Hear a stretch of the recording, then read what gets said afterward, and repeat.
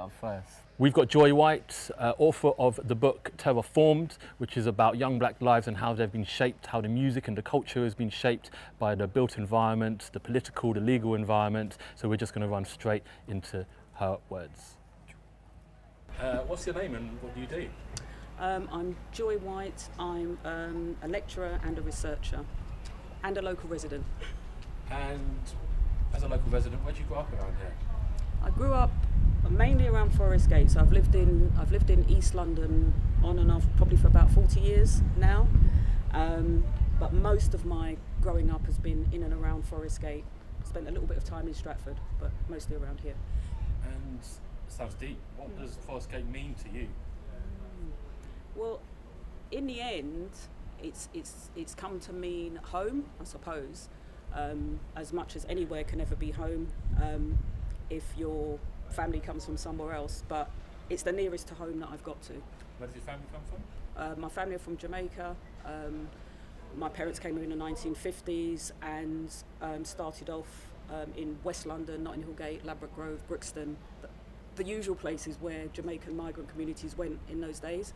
And then somehow, by some quirk of fate, here's where we are. And how would you describe here where we are in 3 words? In 3 words, I think I'm going to describe it past, present and future. So in the past, unfashionable. In the present, multicultural, just about. And in the future, unknown. Unknown. Unpack that a little bit. What do you mean by multicultural? Well, multicultural in that Forest Gate is part of the London Borough of Newham. Like many London boroughs, it has a very diverse population. People that came, like my parents did, in the 1950s and afterwards, in search of work, in search of a better life. And so Newham is a place where there's more than 100 languages that are spoken. You have this really interesting confluence of people from the Caribbean, from various African countries as well. You can trace Britain's colonial adventures, if you like, around the world in a place like this where it all comes together. So it is very multicultural, and more recently people coming from Eastern Europe as well, and all of that kind of comes together in this place. A large South Asian community, Bangladesh, Pakistan and so on, all here. And you mentioned actually in your book some really interesting stuff about Ugandan Asians, Kenyan Asians as well. Can you talk a little bit about how that relates to where we are? Yeah, well, I suppose that Newham was a place where those populations that were coming out of Uganda and so on, when they were expelled, for want of a better word, found a home here. And so while home becomes a place of welcome, at the same time it's this place of rupture and division, because for the people that were here already and resources are scarce, then coming up against each other in those spaces at that time wasn't always pleasant. And so you see things like the housing policy, which presented itself in a way so that if you were newly arrived, you weren't eligible, and that stayed in place for some time. You see the rise of those far-right political movements that took their kind of protest and their violence to the level of the street, and it didn't really matter whether you were young or old. If you didn't look like you belonged, then you were a target for those far-right nationalist groups. So it's an interesting place, because at the same time it's a place that has really strong socialist principles, and has this kind of backdrop of communities that have been built over time. So it's an interesting place. So in Terraformed, you write about the experience of young black lives in Forest Gate. You talk about since the 80s, the impact of austerity, gentrification, history of racism, immigration, stories of the community. Can you tell us a little bit more about your book and why you chose to locate it here as an example of some of those themes? Yeah. In my book, Terraformed, Young Black Lives in the Inner City, it's in some ways it's my attempt to try and bring together some of those conversations that I was having with young people that were in my life and in my wider community about why it seemed that life was so difficult and not getting any better, not improving, no matter how hard they tried, no matter whether they did all of the right things, go to university, do this, study hard. There always seemed to be something that stopped them from progressing. And so in the book, I'm trying to find some kind of sociological way of looking, some kind of sociological analysis about why that might be. And we've had 40 years of neoliberalism, we've had 10 years of austerity, and in this is a kind of crucible for all of those things. There's high unemployment still, there's high youth unemployment still, even if people go to university and so on.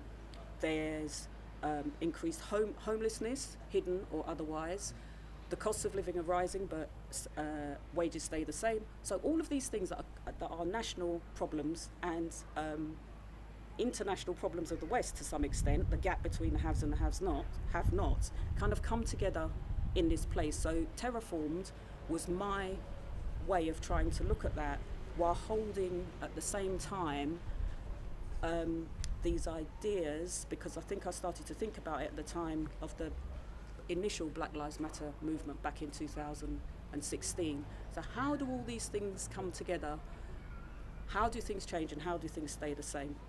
And music becomes a core thread of that book. Why is music so important to Newham and Forest Gate specifically? Well, my background is as a researcher. Most of my research has been about Black British contemporary music. I'm probably the oldest grime fan that you'll come across, probably the most unusual grime fan that you'll come across, but most of my initial research was about East London, was about Newham, was about the history of grime in those places.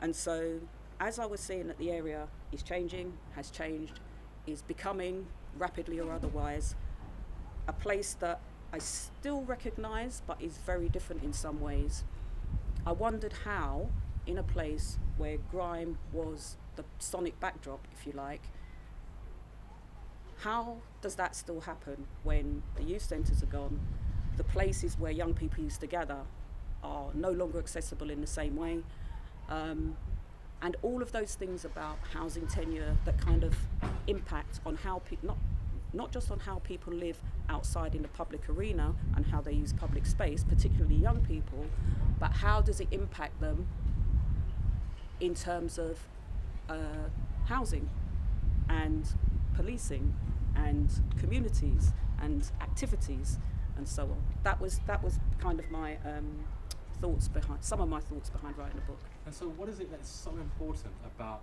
the hubs of that movement, pirate radio, youth clubs in particular, community-made spaces? What are the kind of traits of those spaces which created such a cauldron of creativity? Yeah. I think, it would seem to me that this idea of creative clusters where people can gather, bounce off each other, share ideas, innovate, compete, that's pretty much a lot of what especially the emerging grime scene in those early days was about. And so just over there we have Forest Gate Youth Centre, just off the high street we have all of the small estates. We're standing in one now where young people could just kind of get together, and it would be really interesting to see what Footsie has to say about, well, what is it for you about these spaces that enabled you to make this sound in this way? Because I'm looking at it from an outsider perspective, really, aren't I? Because I don't make music. I listen and I watch, but I don't make music. So it'd be really interesting to hear what he has to say. Absolutely. And for you, as a fan, as a follower, as an academic, what track, any music form, captures your image in your head of Forest Gate? I think I would. Yeah. So in the book, I touch on a number of tracks, either directly or indirectly.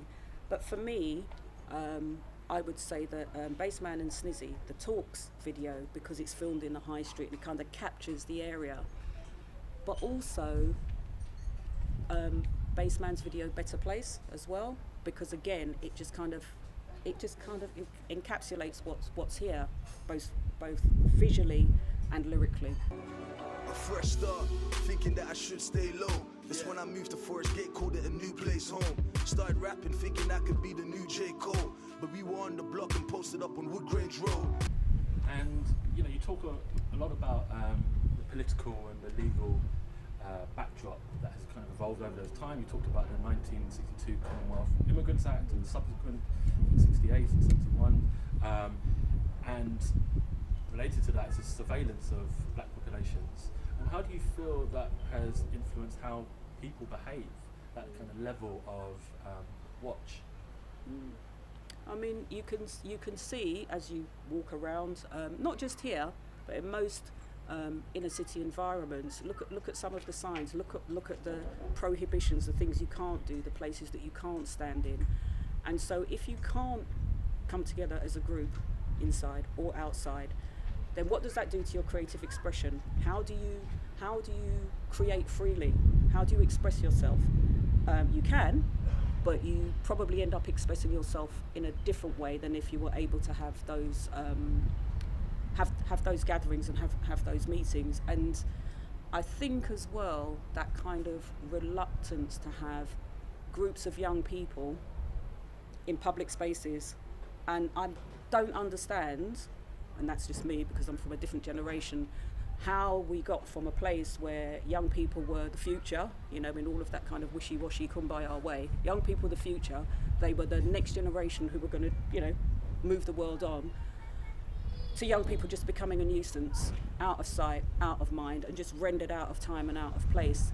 And 20 years ago, when grime was emerging from around here, those young people found a way to create something that not just changed the way that they lived in the area that they were in, but changed the sonic landscape. Grime shook up the world. Could that happen again here with all of the issues that I discuss in my book? I don't know. That's an interesting point because here we are in the middle of lockdown. There's a rare opportunity for any of us to leave the house. Socially and economically, we're in a very troubled place at the moment, and possibly only at the start of that kind of downward curve. What do you see emerging creatively from that? What lessons have we learned from history that might kind of rise again, perhaps in a different form? Have we learned lessons from history? Because hopefully we're at a time where, people talk about unprecedented times. Okay, these are unprecedented. But hopefully what comes after cannot be the same as what was before. Newham's got one of the highest rates of death from COVID-19. That speaks to poverty, inequality, class, all kinds of things. It's not just about the pandemic. So do we want to get to the other side of a global pandemic and be in the same place? Or do we want a different world that's structured differently, that is much more fair and much more equal? And it'll be interesting to see creatively what the people who make music, what they do with this moment and with this time. And I hope that they are able to flourish, because it's more than survival, it's about flourishing. I think that we, as older people in our community, we have a responsibility to young people that we need to step up and deal with. What we do so often, I think, is place all of this burden on their shoulders to say, well, you need to do this. And we forget the madness that being 18 or 17 or 16 was. We imagine that we came to the place that we are now, ready, done, fully ordered, knowing everything. And so it's too much to place that responsibility on young people's shoulders. I think it's for us to show the way, lay the foundations, point the direction, and support them in the way that they need to be supported to be the best that they can be. Are there any other final points you wanted to make about Terraformed or about your work, or anything we've touched on? I think all I would say about Terraformed is I've written, I hope, a book that is analytical and incisive, but very accessible. I would urge anyone to read it, but particularly young people to read it, because That's who I wrote it for. And I'm always open to hearing feedback once people have read it.